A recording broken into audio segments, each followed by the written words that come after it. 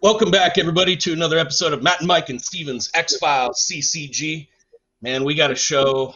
We got a show today that's been coming for a while, and we're going to try and work through some things. We got a wonderful guest with us, Mr. Dave Frank. As always, thank you again for coming on the show, man. We really appreciate it. Thank you.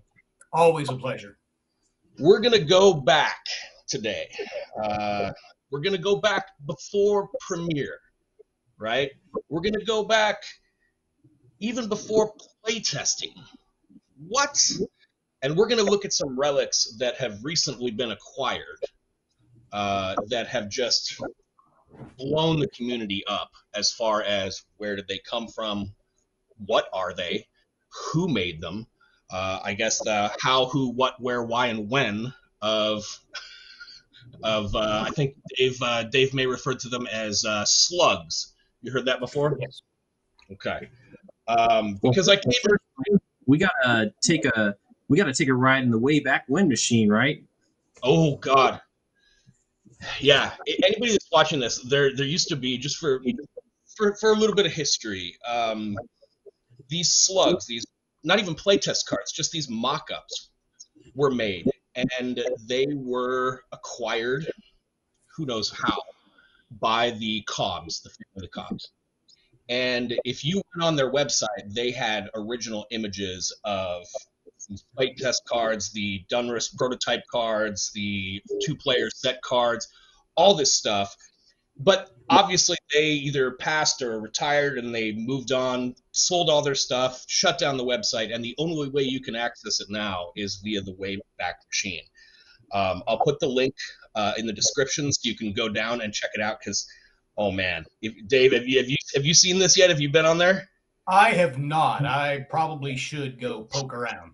It's pretty crazy, man. They got all the images of all the slugs, of all the, like, well, we'll get into that. We'll get into that. There's plenty to talk about. Dave May sent me some images the other night when I talked to him that just about blew my mind and possibly made Steven poop his pants a little bit. So I had to take a short more than one, let's just say. And in fact, there's so much on that website that, in fact, we're going to have a second follow-up with Mr. We're going to have another follow-up with Mr. David May regarding some of the other artifacts found on that site, because we're not going to be able to cover it in just this interview alone.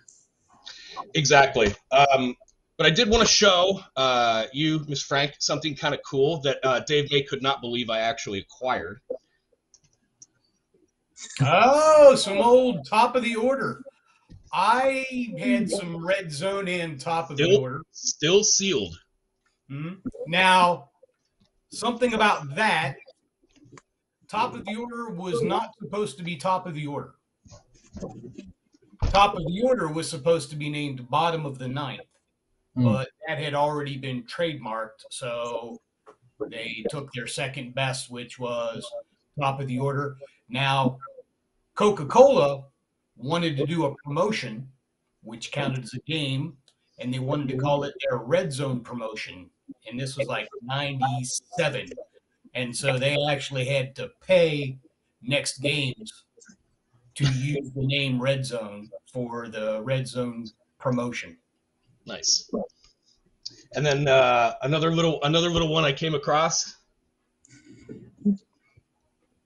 Yeah. Okay. Do you recognize that at all? Look at the. Was it Twilight? Oh, was it? Okay. Journeyman Press. It must. I do remember Dave talking about it. Yeah. I don't remember ever seeing any of it.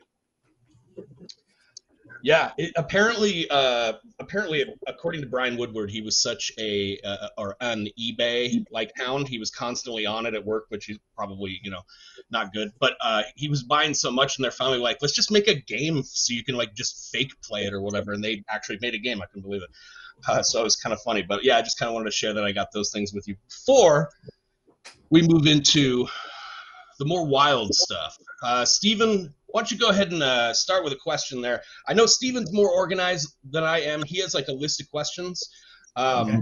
I've just got so many questions that I'm just going to kind of improv and feed off of his questions, if that makes because there's just some crazy stuff we got to show. So, Steven, if you want to take it away, man, go for it.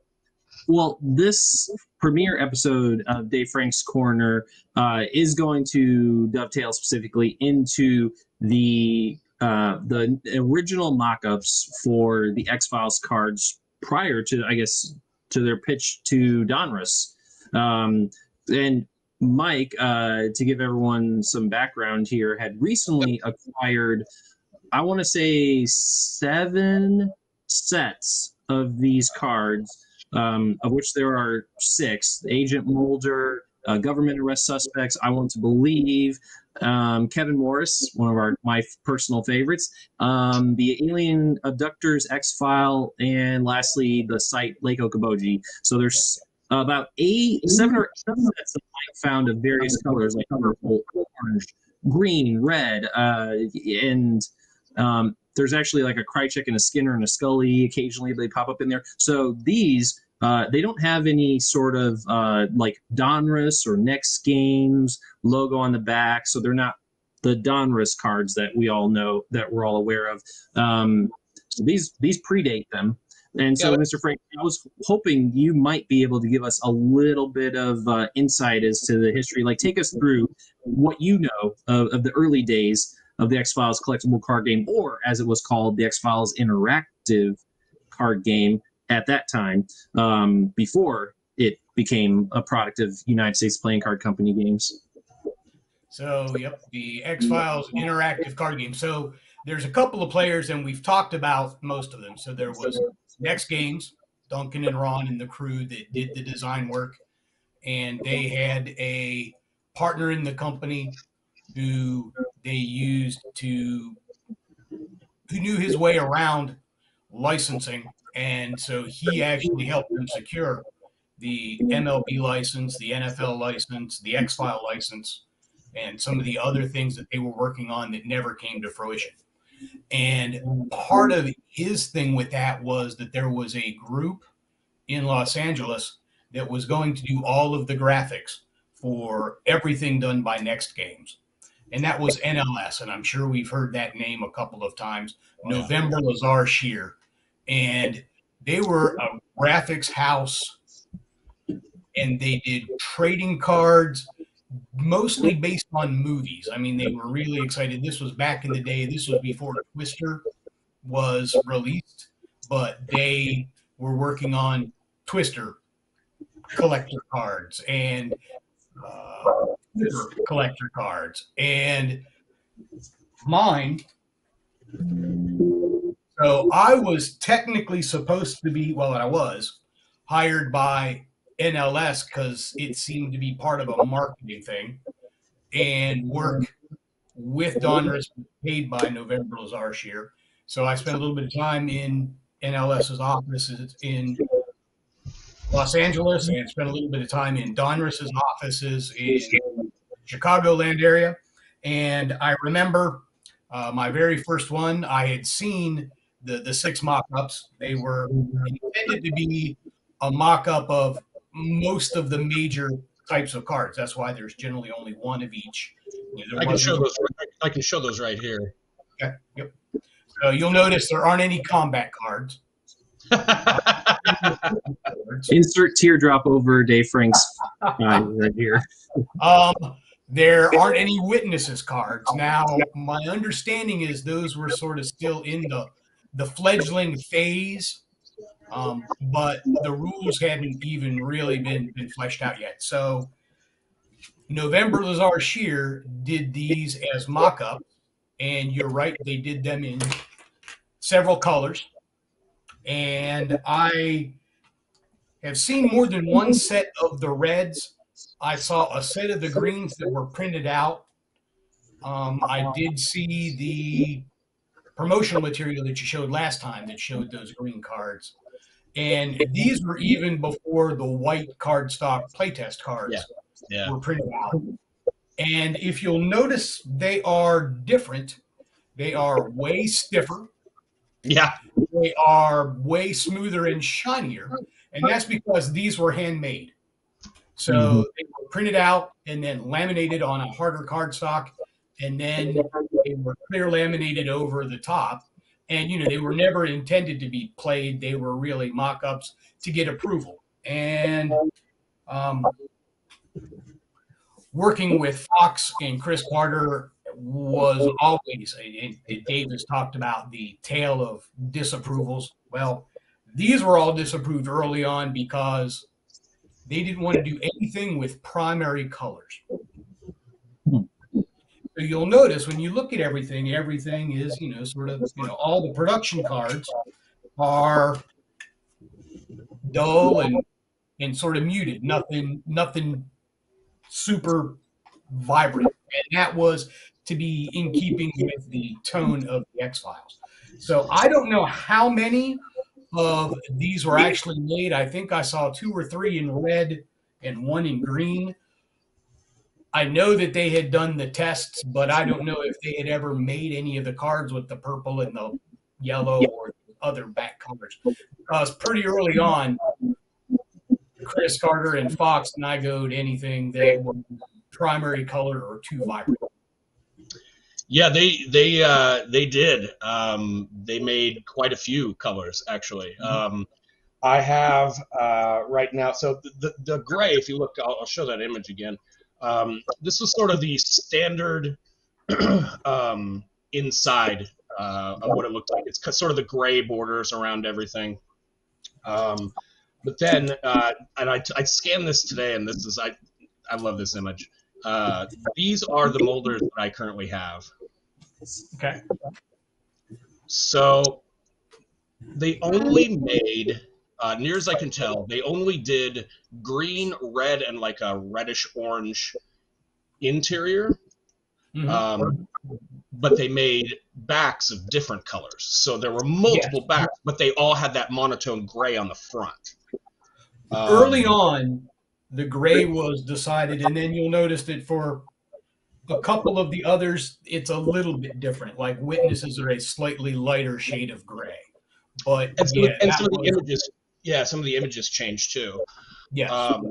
The thing that's tripping me up, and this will be a question I'll ask you. Maybe you have an answer to this one. Is so this card.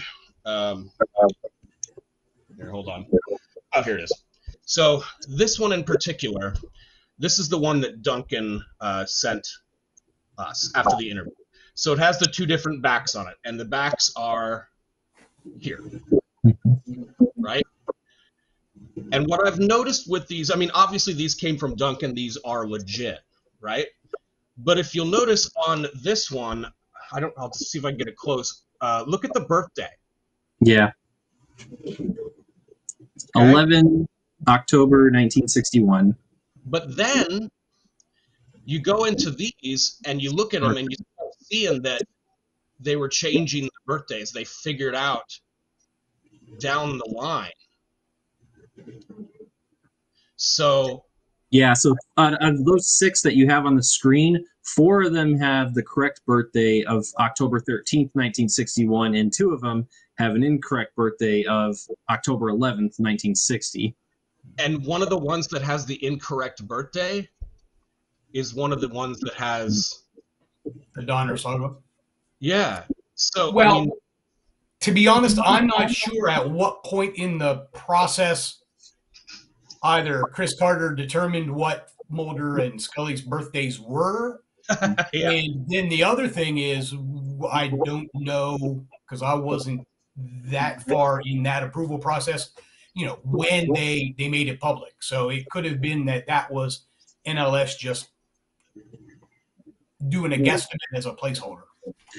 And it's not like they had the luxury of just hopping on Google and searching, okay, what's Mulder's birthday? Because at that time, you didn't have such a wide array of information available at your fingertips. So in all likelihood, it was, as you said, a best guess.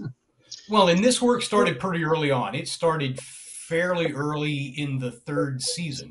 So, there was still some things that were figured out in the X-Files universe as they went on. Yeah. That's definitely, so I've got another image. So of these cards that came out, these 6 card sets, like most people, I was under the impression that there were just 6 card sets, the Molder and, the other 5 that I showed you. Yeah. And then I was made aware of this.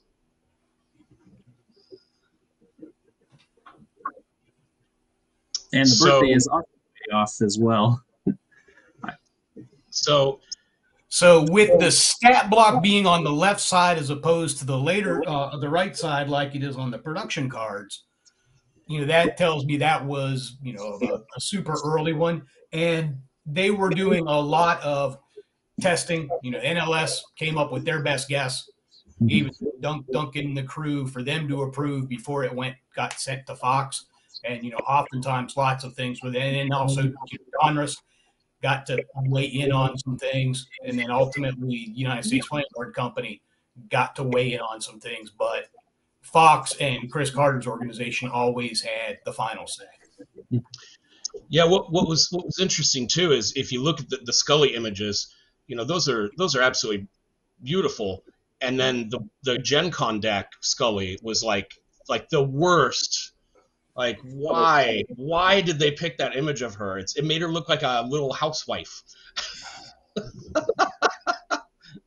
I just want to point out, Gillian Anderson on a bed is still, yeah, okay, yeah.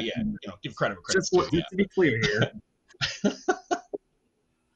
I'm pretty sure that the image that you showed was pretty close to the ultra rare image, and part of it was basically giving the ultra rare cards cooler imagery for the agents, because they weren't going to change any of the text than your regular everyday production Molder Scully.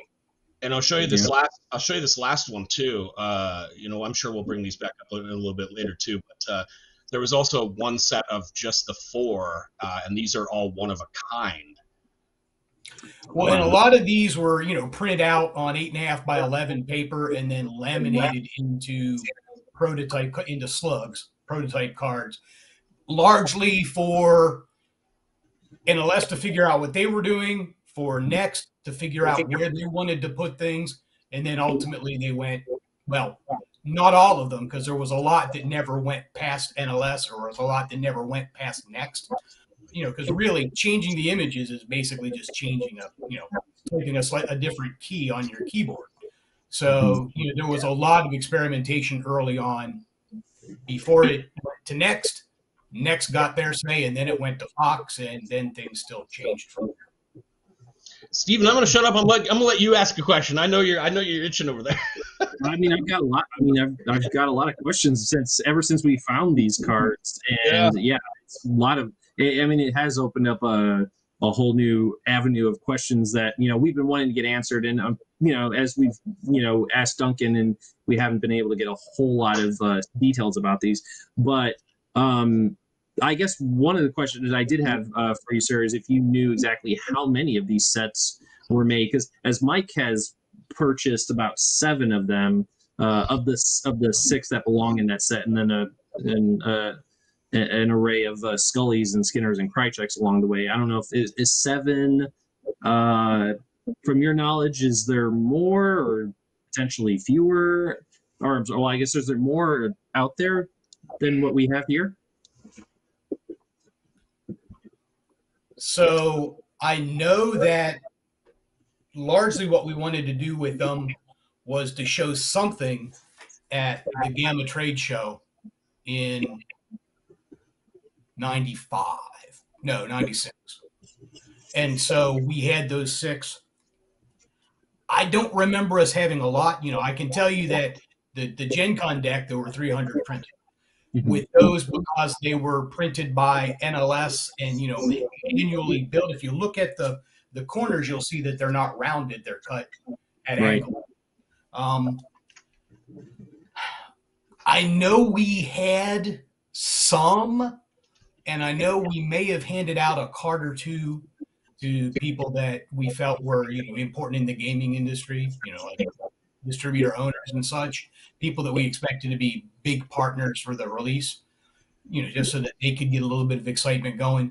But there really weren't very many, because it was an unapproved product, and they were handmade. So, I mean, I'd be surprised if there were 3 dozen.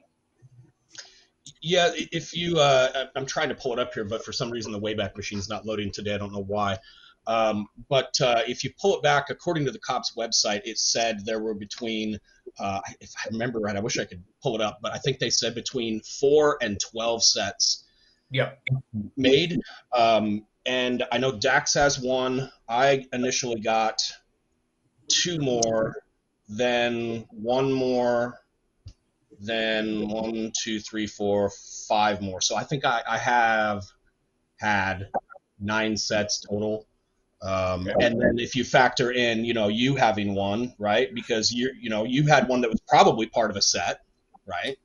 Obviously, it would have been part of a set. To be honest, I don't know what happened to the others. I don't know if I had them and disposed of them because I was never the pack rat that Brian and Mr. May were. Now, I wish I had been, but it just wasn't me. In fact, I wish I had, a set of the plain white cardstock playtest cards. And I had a bunch of those, and as we got close to production, I just chucked them because I figured we didn't need them. I've got multiple duplicates of 1013 playtest cards. I'll send you some if you want. Gladly. And as far as we know, Dave May has probably perhaps what is the only complete set of the premier playtest cards that at least we know of that are still out there. It's pretty complete considering it was enough to occupy like a short box of cards. So it looked pretty full. That is a pretty cool relic. I mean, I could probably spend hours upon hours going over that like a Dead Sea Scrolls scholar and not get tired of all the little details and just to see the evolution of the cards. Looking at just the cards that you had up on the screen, it is very interesting to see some of the evolution of the cards from what we have commercially available to what they were then. Obviously, they dropped all the biographical, well, not all the biographical, but a lot of the statistical or the demographic stuff like birthdays and height and eye color and all that, and threw in a game effect. And of course, even some of the skills have obviously evolved. Combat wasn't obviously a factor on those cards at the time; is not listed on there. They had health, alien versus alien investigation, evidence versus evidence collection, behavior versus behavioral. So there's a lot of little things and big things that changed since since those early drafts. One of the other questions I was wanting to know, Dave Frank, if you knew Mike, if you could put it back up on the screen, each of the cards has these 2 X icons near the top. Sometimes, not the Molders, but So the government arrest suspects event, the Kevin Morris witness, the site Lake Okoboji, and the event I Want to Believe. There's some X's on there. A lot of times there's a red one. There's a yellow one on a couple of them. There's a green one on 2 others. I was wondering, Mr. Frank, if you had any idea or recollection as to what the colors symbolized on those cards? So my recollection is that those were the precursors to the RP point costs that we see, blue and red in the production cards. Mm-hmm. And I know that there was the ability to do more with some additional types of cards as the Xfiles player. Right now you really don't do anything with witnesses unless you're the active player. If I recall correctly, there was, for a lot of things, there was a mechanic that allowed you to play those cards as the conspiracy player. And that's why most of those cards had both the red and the yellow. But at this point, I don't recall which was which. Okay. Maybe and that was really before, by the time we got to the playtest, even the white playtest cards, at that point, the RP costs were sort of figured out. And, we hadn't absolutely nailed down the iconography of those because, you'll notice that they're slightly different on the Gen Con deck, but it had gone further than, that initial where there was a lot more. On the one hand, there was a lot more flexibility as the conspiracy player The other thing that was a difficulty, and you've already alluded to it, is that a lot of the adversaries were keyed so tightly, and a lot of the investigations were keyed a little bit more tightly. So things were a lot more situationally specific. So you really had to tune your deck more and hope that the player you were playing against had a deck that was compatible in terms of the types of things that you could overcome or use as the conspiracy. And another thing that's worth noting as far as the evolution of the cards from those initial drafts is if you look at the, again, if you want to hold it up right there, because the site, as you'll notice there, it does say like Alien Investigation 4+ as a prerequisite. And the question is the conspirator an alien affiliation? So as it would appear, the mechanic of asking a question was pretty much a component of the game from day one. It would seem so. I understand the checklist itself or the notebook thing didn't come in until a bit later, but nonetheless, the game was originally conceived as to have sort of like a Clue or Guess Who-esque factor in it. It absolutely was, which seemed to be pretty well received by everybody except for Fox. Well, Chris Carter's organization. They legitimately came back and said, do you need rules? Can't we just put images on the card and let the players come up with their own game? And we're like, well, we do that, but that's not how games work. I mean, it's sort of how Dungeons and Dragons might work, but beyond that. Yeah. I want to show you another cool thing. So I talked to Mr. May the other day, and shot in the dark because, I mean, you know, he was a pack rat, so he has all this stuff. And I asked him about a very specific relic, and lo and behold, I mean, the Cobbs stated that they think only one or two of these existed. And Dave, I think he's got one, and I think he's sending it to me. But take a look at this. Tell us about this. Is that the 2-player filing cabinet? Yeah. So I recall seeing one, but again, it was a mock-up, and it was done by NLS, because you'll notice on that graphic it has the the red back cards like model. So I remember seeing that. I want to say that we had one of those that we took with us to the Gamma trade show that was in Atlantic City when we had these cards before the production. Like I said, I think there was only one, and it was handmade. It was basically printed on a laser printer, which was really a thing back then because you had to be pretty high end to have a laser printer. One of NLS's claim to fame, and the graphics department at USPC had one, and we would all go make color copies on their laser printer because it was cool. I'll show the backs again here. At that time. So you can see the one on the far left there actually says Deluxe 2-pack starter set. Okay, yeah. And that image, I'm not even sure where that image came from. I'm not even sure where I got that. It could have been from the Cobbs. I can't remember. Well, you'll notice that it has both the Next and the Donruss logos. Yeah. Now, I want to say that this was a mock-up by NLS before, and Next, Duncan and Ron said, all the backs are going to have to be the same across all the different editions, because in those days, sleeves existed. Most sleeves were clear. It's not now. You buy a card, trading collectible cards. You immediately put them in custom sleeves that are opaque on the back. Yeah, those existed, but were really pretty rare back then. So yeah, it was determined early on that we needed a back, was going to be the same back, basically ad infinitum till the end of the print run. And what I'm also really curious to know, because personally, I don't have the sort of skills to even come up with something half as good as these. I'm no Dax Golden, and those are Dax Golden is a maestro in our community. But sir, do you happen to know the name of the person who put these together? I sat at his desk.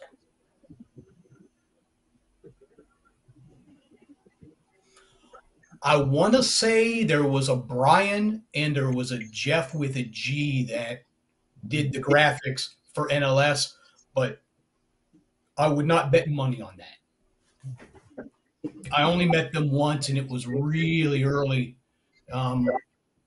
in my employment. Yeah, and I mean, I know not just the graphics themselves, but one thing I also wanted to mention, because when you have as many as I've been able to acquire, the paper or the stock consistency is also not the same. It's almost like they were trying, like, okay, run this through with 6 cards, run this through with 6 cards, because they're not all uniform, they're not all the same. They were really trying to hammer down what thickness they wanted and what color they wanted. That was so that was kind of cool. And then on top of that, the guy I was going to ask you about this, Mr. Frank, the guy that I acquired these from, he sent me a message a few days ago and said, "Hey, I'm sending you something else, no charge." And I was like, "Well, what is it?" And he's like, "Oh, it's a surprise." And I'm like, "Just tell me, man." He's like, "Well, I'll tell you what it is, but I'm not taking a photo." So I don't have them yet, but I'm curious to know. He says they're 2x9 uncut sheets of these cards.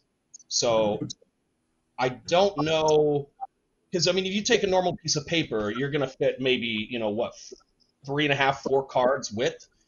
Did they have some sort of other paper they were using to print them on longer sheets of paper that you would get 2 and then 9 across? Yeah, I mean, you could certainly have printed them on 8.5 by 14, and it may have been 3 rows of 3. Again, these would have been things that were done in-house for them to approve an NLS, and then once they were decided, hey, we like this, it went to next for them to do their thing. So a lot of that stuff really never went beyond the onesie-twosie prototype stage. Yeah, and also in regards to the inconsistency, if you look, I'll put the molders back up here for a second, and you can see the green molder that I have, one of the first sets that I got, is rounded. It's hand cut, but the other ones, I think they just gave up. I mean, there's some that are still rounded, but not many of them. Well, and again, it depends on sort of how far it went in the prototype process. I don't know. And there are round corner clippers you can get for cards. So I would imagine that those were rounded, hand cut, handmade. Oh yeah, I know that these were, so I can't expect that the other ones wouldn't have been as well. I mean, certainly all of the ones with that style of back. The other ones that I haven't seen very much, like the one that said deluxe 2-player set. Okay, obviously that would have been handmade and it probably has the same finish as the other ones. The one that said interactive collectible card game, I saw images of those backs, but I don't remember ever seeing either of those cards physically. So I'm sure they would have been printed out on laser printers and then manually laminated to turn into cards. Because to do more than that was not cost effective. It takes a lot of time, effort, and energy to print. Like Dave told you before, you fired up the Heidelberg press, you were probably printing 300 sheets before you got the registration right. So yeah, that's probably an exaggeration, but I don't know, man. I managed, like, I'm sure everybody knows by now, but I managed to find basically the same Heidelberg press here in Portland. Mm-hmm. And it's not cheap to just go there and say, hey, here's 6 sheets. Print these 6 different, by the way, different sheets. Yeah, it's not cheap. It's not easy for them. So yeah, I get it. I mean, I remember, what was it? David or Mackie was talking about when he went to Dave May towards the end and they wanted to buy all the stock, and they just had a stack, just stacks and stacks of uncut sheets, truth, starter decks on pallets. Yeah. So because the printing was done, because it took several hours to swap the plates out. Yeah. And re-reg everything to make sure that everything was exactly right front to back. So I mean, it was a big process. So once they got that dialed in, they did their best to print as many cards as they could, obviously without overprinting. But I do recall sitting on pallets of uncut sheets in the cage. I mean, they were tall enough that you could sit on them. Just passing around whiskey bottles. We're sitting on money, gents. So I had one last question, and maybe you might recall, because this probably, if I had to guess, this is probably when the game made the migration from Donruss to USPC. So as we shown in pretty much all of these cards, the game was initially titled the X-Files Interactive Card Game. So was it changed to the X-Files Collectible Card Game before or after it became a United States Playing Card Company property?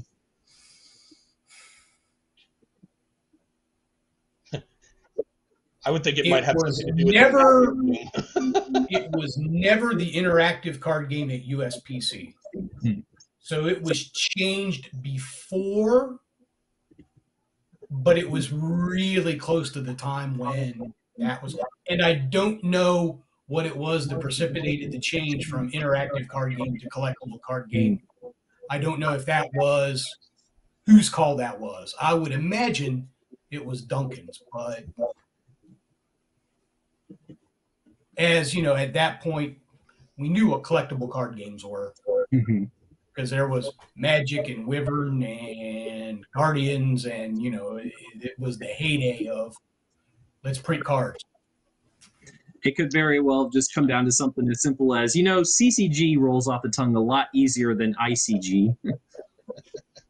So again, a lot of that stuff, a lot of the really early stuff was NLS with as much guidance as they could get from Next.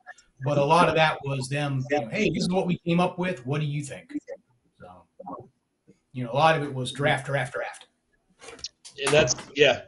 definitely seems to be the case with these with these cards, man. I do like the fourplex, probably the best. They went with completely alternate images for Mulder and Scully. And then the color schemes, and then also if you look at Skinner's gun versus the rest of theirs, you can tell that they were playing around with the graphics. That's a completely different gun. Yes.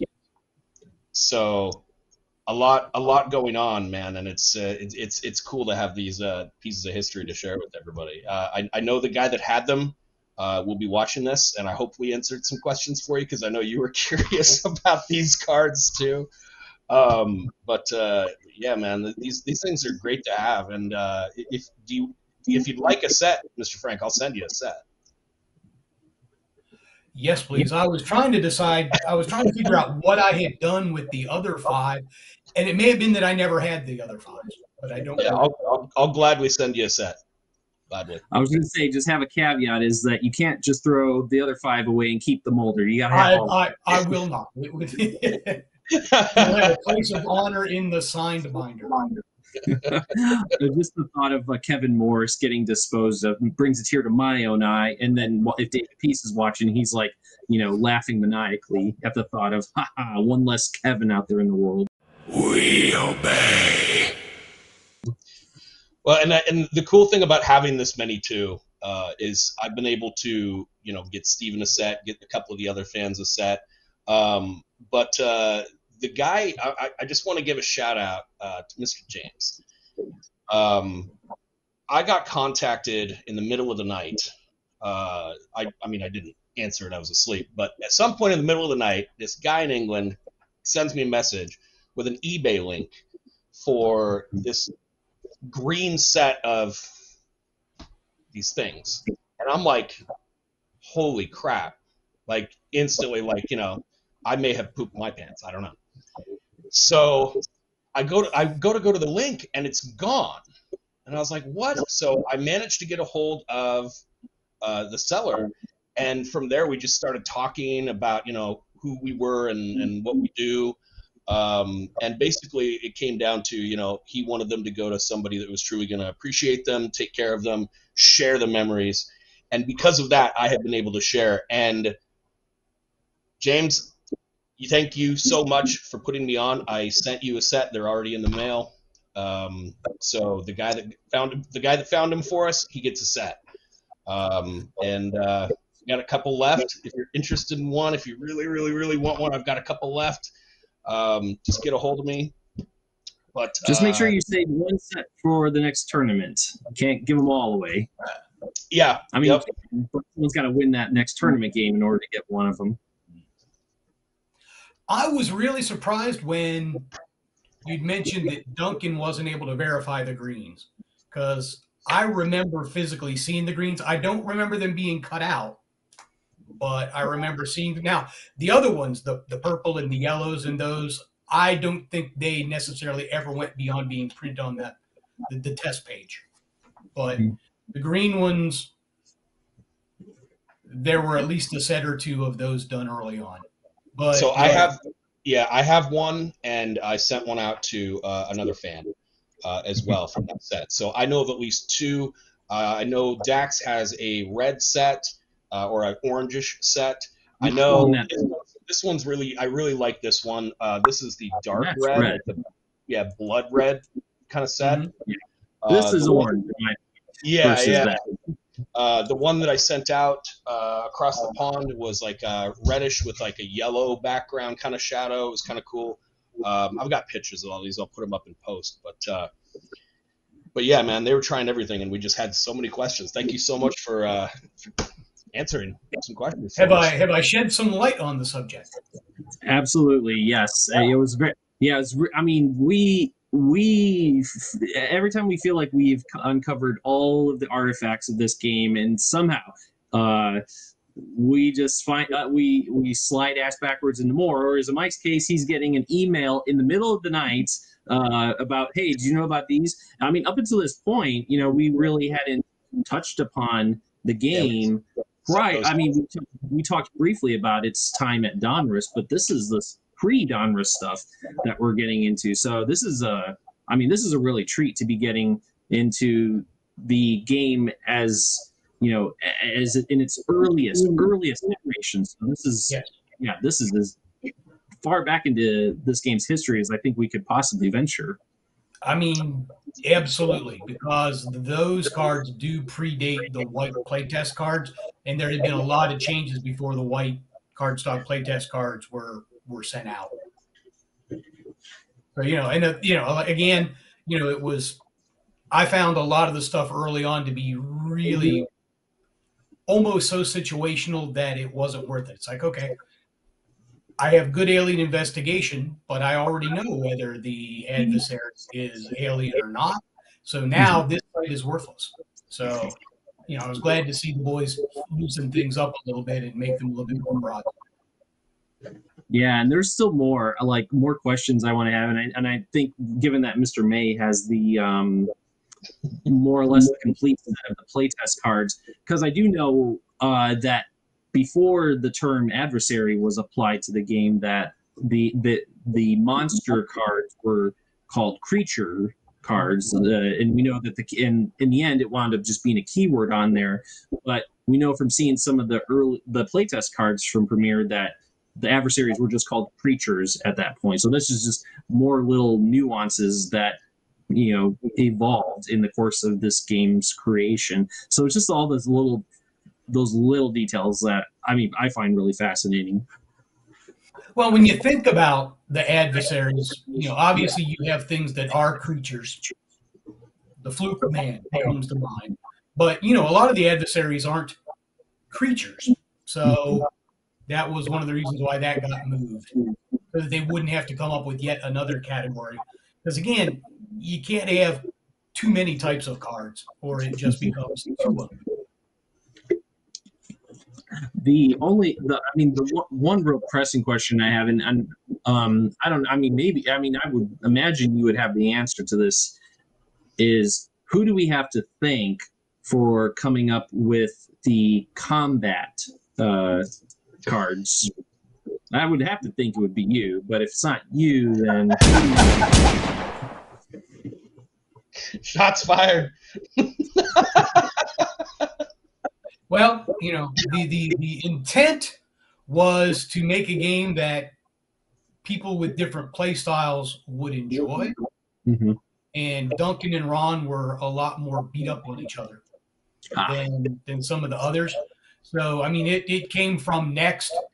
For me, I never found them to be worth having in the deck, because even on a good day, all right, I send you to the hospital. I really probably have only slowed you down. I haven't shut you down. So yeah, my play style just never reflected that. Yeah, I'm kind of the same way. I don't like in the decks that I make. I mean, I'll probably throw in like one adversary of each, motive, method, affiliation, just in case. The vast majority, you can play the game with basically just event cards and bluffs alone, and come out on top. So, play styles are fun. I like bluffs a lot. I like events a lot. I like witnesses a lot. Adversaries have a place, but then you don't, have to really do combat cards in your deck. Because again, all right, do I have it in my hand, and do I have the RP to pay for it when that adversary shows up? So yeah, and it's a precursor too, right? Like for a while, I'd have 2 each of Margie and 2 each of Terry, and if the stars aligned, right, you'd get one of each. Oh man, this is going to be crazy. Add in an evil one, holy crap, right? But they hardly ever came up together, and one by themselves wasn't very effective. And then you add in combat cards or the evil one and stuff like that, and it's like you're adding. I mean, it's just so many things that have to come into play at the right time. It's never going to happen. Versus counterintelligence measures, or just something simple that's just like boom, it's done, it's there. So or purple events that can be played as both player. Yeah. Yep, exactly. And I'm also wanting to know, like, because we obviously have here these early drafts show that agent cards, event cards, Kevin Morris Witness indicates that some of these card types were conceived in the beginning, but then when did the bluffs come in? Like, at what point were those conceived? While the game was at United States Playing Card Company, or did the idea of bluffs come before that? No, they were already. So by the time that USPC got involved, all the card text, all the card images were approved. With the possible exception of maybe tweaking the backs. So, Next had done all of that work in advance, and the actual imagery and stuff. And if I remember correctly, there were bluffs in the white playtest deck. Yes. Yeah. So they were early on. Plus, the other thing was, when you're doing that sort of, here, look at these cool things. 6 is a good number, if to give you enough of a representation. Fair, yeah. One of each. You can explain the gameplay with those 6 cards, even though you don't have witnesses or bluffs or combat cards. So more or less, by the time the game was taken up by USPC, pretty much like most of the playtest cards, or like they've been conceived at that point in time, and so the playtesting for the first playtest, to your knowledge, went on after the game, more probably after United States Playing Card Company took it up, or were there play tests done? No, most of the playtest stuff was done in the Donruss days. By the time it got to USPC, well, let me think. I remember I took white playtest cards to neutral ground in New York City. And I want to say that that was before USPC was officially in the mix, but it might not have been.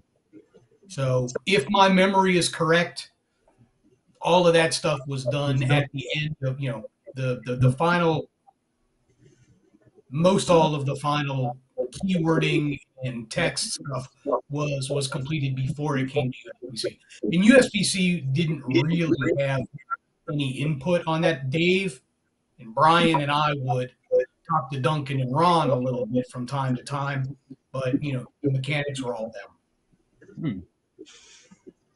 Very cool. So for United States Playing Card Company, it was more or less just like putting together, designing them at that point in time, because like pretty much they had the text there, good to go. It was just a matter of refining the graphics and whatnot on the cards. Yes, I mean, so as evidenced by the Gen Con play deck, a lot of the graphics were already approved. There were a couple of tweaks. Obviously, the RP and the CP cost icon changed, and a couple of little things. But really, by the time it got to USPC, it was not quite plug and play, but just about. There were little tweaks during the playtest or the slugs as well. Yeah. Yes. Some of the images changed. Yeah. Well, and again, what you had was Duncan and the guys sort of saying, hey, we want an image from this episode about this time hack, but it was NLS that actually went and grabbed the imagery and sharpened it up. So, it might have been that it was, well, okay, they said they wanted 14 minutes and 21 seconds, but this image at 14 minutes and 25 seconds we think is better. So NLS did some of that. Sometimes it was like, yeah, sure, keep it. And sometimes it was like, no, we want the other one. Yeah, Steven and I at FileFest, we actually got, I believe Steven got one too. We got Chris Carter to autograph Symbol of Faith. Because final seal of approval right there. Literally final. Yeah. Yes, I have one signed somewhere, but yeah, that was your idea. I think as we were like sometime before the flight, I was like, "Oh, that's brilliant!" Because I'm packing one just for that. because just the story. I mean, and I think that came from you, right, Dave? Like the whole him disapproving, and then you eventually went back with the same freaking image, and then it was approved. Yes. Yeah. That Mr. May tells the story better, but that is exactly what happened. A lot of that was what day did they catch him on, and then there was one point where Fox was really excited. They're like, hey, here's what we're going to do, because Chris Carter is really busy. We're going to make you submit everything to this group, and they're going to approve it before it goes to Chris Carter. And I remember in the meeting talking to my crew going, so they've just introduced yet one more level of disapproval. Yeah. Because it getting past them does not mean that it's getting past Chris. Yeah. And in those days, he was not approachable. I don't remember seeing him anywhere. He was super duper busy and sequestered doing Chris Carter things. But in this day and age, probably not quite so busy. I'd love to tell you if you'll hear it. Steven couldn't be there, but the first night of FileFest, I don't know if I told you this, I doubt it. I ambushed Chris Carter. So Dax and I love this. Dax and I went to the bar. We had heard that there was a bar at the Radisson Blu where all the actors were having, their meet and greet party before the convention officially kicked off. So this was, I think, Friday night. And Dax and I are sitting there, and, everybody's around us. I mean, Larry Musser's hanging out with us, and, freaking Rebecca Tulin has COVID, and she's drunk and walking around talking to people. It was an amazing night. And Chris Owens was there, as well as it was Chris Owens. It was Ben Brendan Weiser. And Dax and I are ready to leave. It's starting to clear out a little bit, so we're walking towards the door. And Dax is like, "Hey, hang on, I got to use the loo," whatever he called it. And I was like, "Cool, man, I'll stay here." And I'm standing there just kind of against the wall, and I notice here comes Chris Carter and his entourage just like walking like right towards me to leave. And I was like, when am I going to have an opportunity? So I just stopped him and I go, "Excuse me, Mr. Carter?" He's like, "Huh?" I was like, I don't need a photo or an autograph or anything. I just wanted to shake your hand and say thank you for everything that you've done and bringing me here today." And he's like, "Oh, yeah, you're welcome," and shook the man's hand. And, "What are you here for?" "Oh, we're putting on a tournament." "Okay, cool. Maybe we'll come check it out." I'm like, "Yeah, okay." I mean, I doubt it, but, okay. And he walks away. And I kind of turn back and lean against the wall. And as soon as I turn, there's Chris Owens, who's just looking directly at me, and he's just doing this. He goes, like, "Bravo, my man. Bravo." Bathroom, like, what did I miss? Oh, yeah. You missed a heck of a time, Mr. Frank, but there's a possibility it's happening again. Okay. Maybe. We're going to see. Maybe. Yeah. With or without us. Yeah, if you go to FileFest's website, man, they post some cryptic Caesar cipher stuff that I decoded the other day, and it's looking like they're going to do it maybe October next year. Okay. Did you get what the symbols meant? Because I got the letters. No. I don't know what the symbols meant. Yeah, the symbols I'm not sure on, but I thought maybe it was going to be wingding, but there's some non-wingding symbols in there. Yeah, I didn't know what to do with figuring out how to decipher. But yeah. And then I'll end on one last thing I kind of wanted to tell everybody in a video, kind of new to Dave as well. I'm not sure if I mentioned it. I've made contact with Matt again. He's doing good. We've spent a couple hours on the phone at this point. He's not quite ready to step back into it yet, but he's doing very well.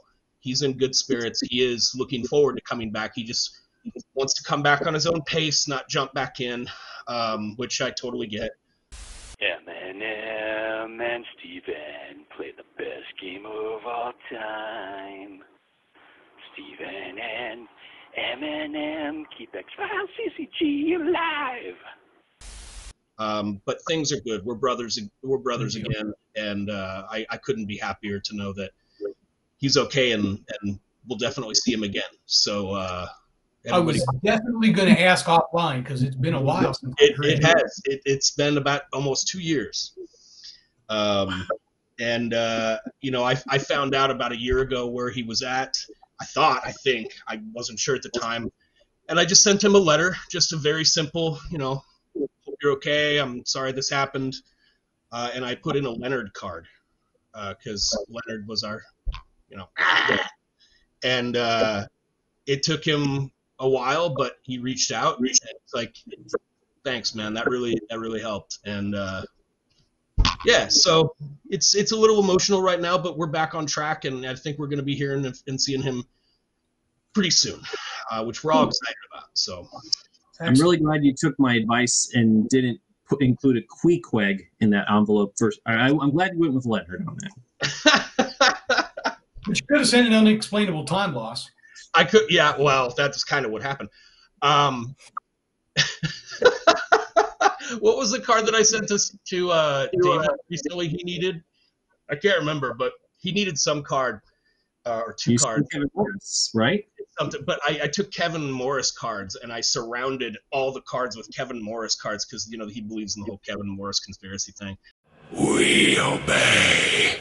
And I get this image from him, and he's just like holding them up like he hates me so much. It was hilarious, but these cards, man, they're moving mountains.